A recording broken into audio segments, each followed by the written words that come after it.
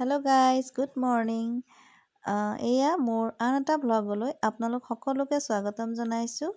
আৰু এয়া বতৰ চাওকচোন, আজি ইমান বেয়া। কাপোৰবোৰ ধুইছোঁ আৰু এবাৰ সুমুৱাইছোঁ এবাৰ ওলোৱাইছোঁ, সেয়াই হৈছে আজি কাম ৰাতিপুৱা। আৰু এইফালে আমাৰ এই দুটাই নাচি আছে। এয়া আমাৰ দাদাৰ ছোৱালী আৰু আমাৰ ঘৰলৈ আহিছে, মনৰ সৈতে নাচি আছে। তাকে অকণমান মই ভিডিঅ' কৰি থৈ দিলোঁ।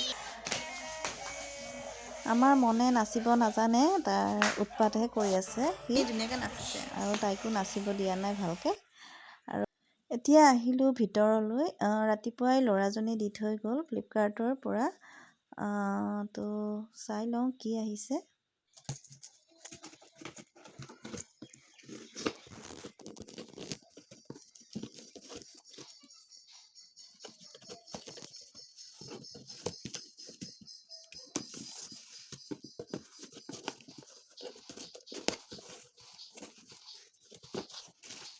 এয়া ওলাইছে, পাকঘৰত ব্যৱহাৰ হোৱা বস্তুৱে আনিছোঁ আচলতে।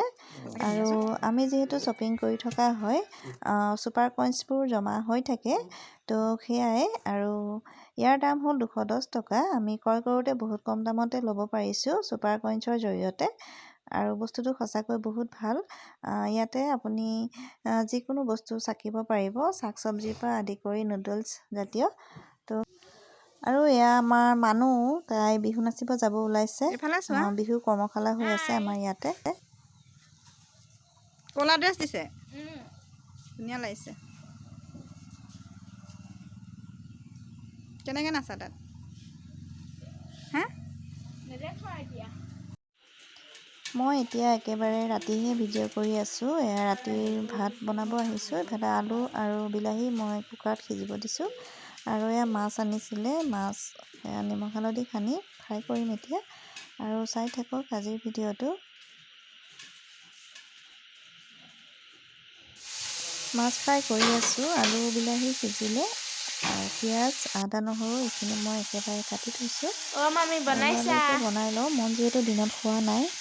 তাক সি শুব বুলিয়ে লৰালৰি কৰিছোঁ। আৰু আলুখিনি মই গ্লাছেৰে সহায়েৰে ভাঙি লৈছোঁ। কেমেৰামেন মানুহে ভিডিঅ' কৰি আছে। তাই এইবোৰ কৰি মোৰ লগত ভাল পায় আচলতে। আৰু তাই থাকিলে মোৰ সুবিধাও হয়, তাই ভিডিঅ' কৰি দিয়ে, নহ'লে মোৰ বহুত দিগদাৰ।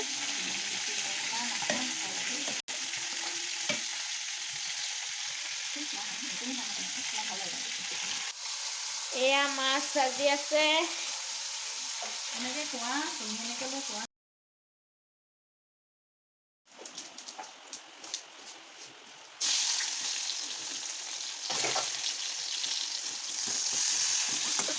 কেৰাহীতে তেল, জিৰা, পিঁয়াজ, আদা নহৰু দি ভালকৈ ভাজিব লাগে দেই মানুহখিনি।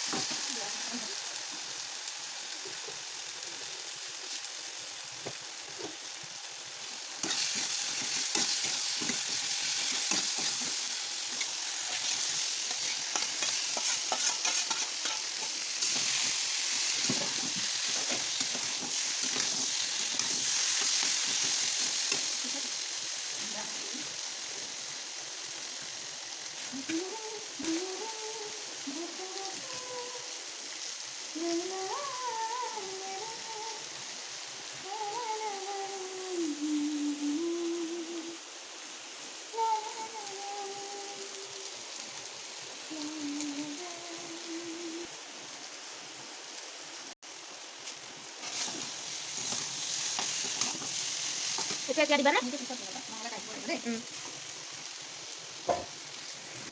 পিঁয়াজ আদা নহৰু তেলত ভাজি, কেঁচা গোন্ধ নোযোৱালৈকে ভাজি, আলু বিলাহীখিনি দি নিমখ হালধি দি ভালকৈ ফ্ৰাই কৰি লৈছোঁ।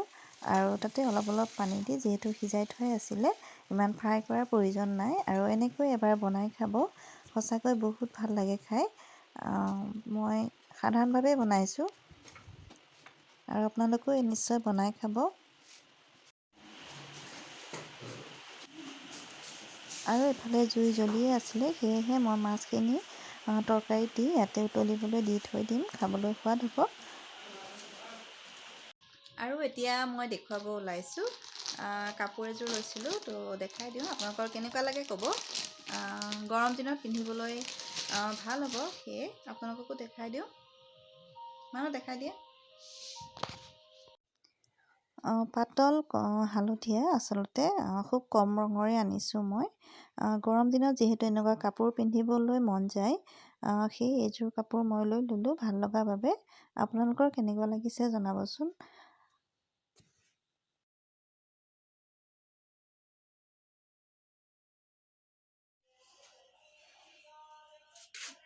এয়া এইটো ব্লাউজ হয় আৰু মেখেলা।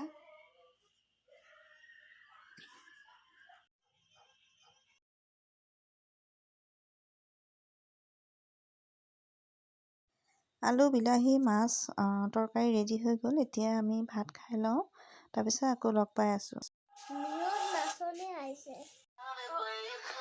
ভাত খাই আহিলোঁ আৰু চব্জি ধুনীয়া হৈছিলে।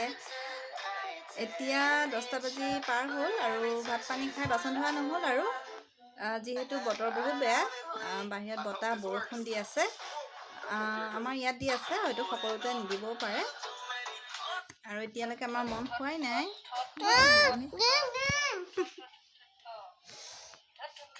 দিনতো নুশুলেহি আৰু এতিয়াও খোৱা নাই। আৰু আজিৰ ভিডিঅ'টো চাই কেনে পালে জনাব। তেন্তে বাই বাই।